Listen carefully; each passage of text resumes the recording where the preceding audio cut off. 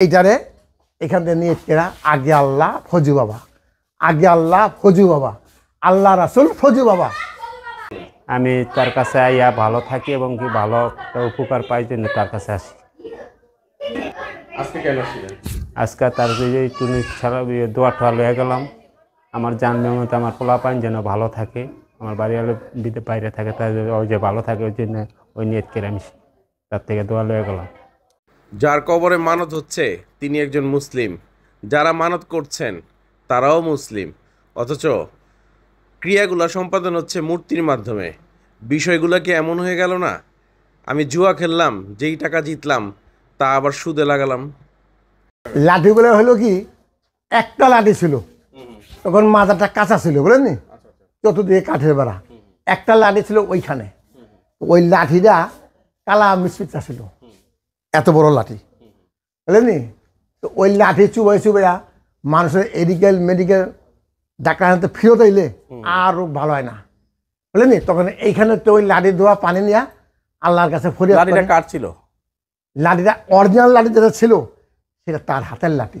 ওটা কই এখন নাই, তখন ওই লাঠি নাই। তার লাঠি না থাকাতে তখন আমরা এলোমেলো হয়ে গেলাম যে লাঠি গেল কই, কথা বুঝতে বলেনি।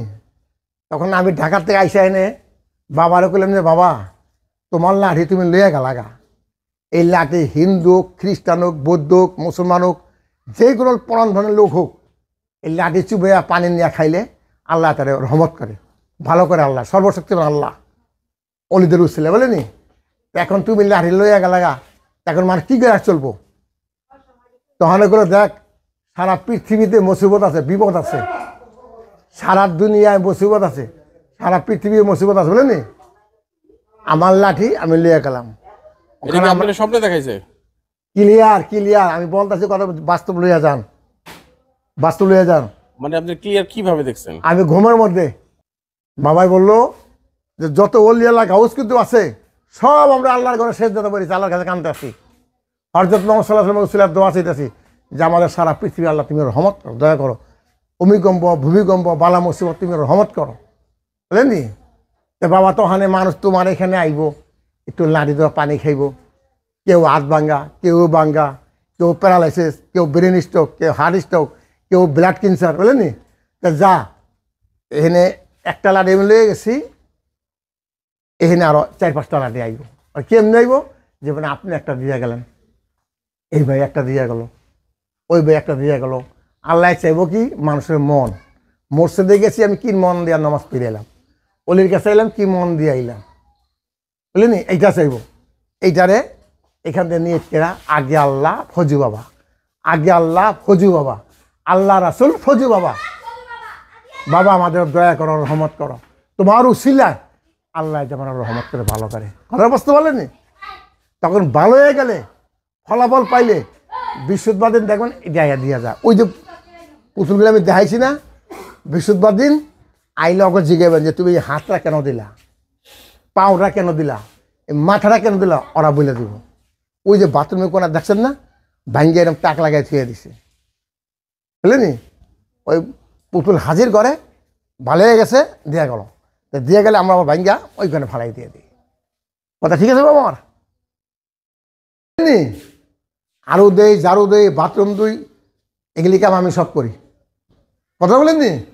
এইটাও পাক হয়, এইটাও পাক হয়। যে কোনো একটা রোগের লেগা, যে কোনো আসার লেগা, কাজটা সাকসেসফুল হইলে আপনি যদি কোনো আমি ডাইলে ছেলে খিচুড়ি করে দেবো, ওই ডাইলে ছেলে করলেন। আবার কেউ যদি আমি খাসি করে গেল, বৃহস্পতিবার দিন হ্যাঁ রান্না করা হয়, রান্না কইরা ওইখানে হাজির কইরা, বলেন নি, বাবা এনে ফাতেহা দিয়া সবার খাওয়াইলে বিদায় করে দেয়। এইটাতে হার্ট স্ট্রোক, ব্রেন স্ট্রোক, হাত পা লুল হয়ে গেছে, পাও লুল হয়ে গেছে, শুধু মাথাগুলো দেয় আর কি। আচ্ছা হ্যাঁ, সরেন দে, সরেন দে।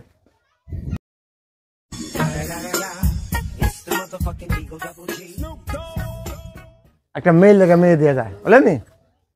আর ওই যে বড় পাও দেখেন, ওই যে বড় পাও, এখানে এইখান তুলে যা পাও 4 টুকরা 5 টুকরা 6 টুকরা হয়েছে, ব্যাংকক গেছে, মাদ্রাজ গেছে, ঢাকা পঙ্গুত গেছে, ভালো হয় না, হাড় জোড়া হয় না, বুঝলেন, নাটবল করছে। এখানে ফরিয়াদ করে বৃহস্পতিবার দিন আইলে আমার না ওই পাবলিকও জিগাইবেন এটা কি লিয়া দিলা ওটা কি ওরা করে দিব ঠিকানাটা কোথায়, কিভাবে আসবো? ঠিক আছে আমি বলতে হবে না এই জায়গায় এই হারা বলতে ওই যে হারা বাড়ির মালিক ঠিকানাটা বলেন, মানুষ কিভাবে আসবে? হারেরও বাড়ির মালিক আমি হলাম হুকুমের গোলাম কথা বুঝতে পারলেন আমি হুকুমের গোলাম তারা এলে বাড়ির মালিক কথা ঠিক আছে বাবা মা ঠিক আছে আমার